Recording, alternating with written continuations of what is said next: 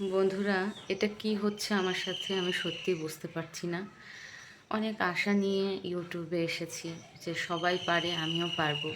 তাই চেষ্টা করছি প্রতিনিয়ত ভিডিও বানানোর। এর মাঝে হয়েছে কি, পুরো 1030-40 জনের মতন সাবস্ক্রাইবার হয়ে গেছিলো আমার। সেখান থেকে নেমে পুরো আবার কি বলবো, 900-800 মতন আবার হয়ে গেছিলো।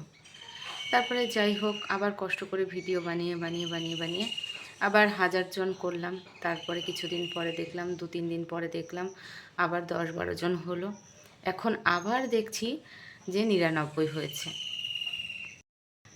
মানে 999 জন আবার হয়েছে। এভাবে কেন সাবস্ক্রাইবারগুলো কেটে যাচ্ছে, নাকি তারা আমাকে আনসাবস্ক্রাইব করে দিচ্ছে, আমি বুঝতে পারছি না।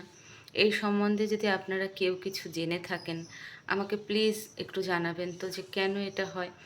বুঝলাম যে 2-3 জনার বা 4-5 জনার ভালো নাই লাগতে পারে, তারা আনসাবস্ক্রাইবার করে দিতে পারে, কিন্তু তাই বলে একবারে 30 জন 40 জন আবার একবারে 10 জন, এটা যেন কেমন একটা লাগছে, মানে কেমন একটা গন্ডগোল লাগছে যে এর ভিতরে কি আর অন্য কোনো কারণ আছে, এটা আমি বুঝতে পারছি না।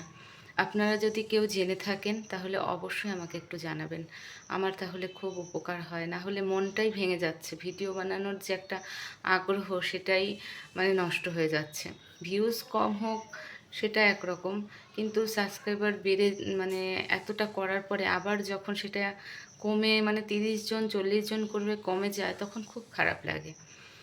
আমি জানি আমি ভালো কিছু করলে আস্তে আস্তে আমার ভিউজ বাড়বে, কিন্তু এই যে সাবস্ক্রাইবারগুলো যে কেটে যাচ্ছে, এটা আমার খুব খারাপ লাগছে। আপনারা যদি এই সম্বন্ধে কিছু জেনে থাকেন অবশ্যই আমাকে জানাবেন।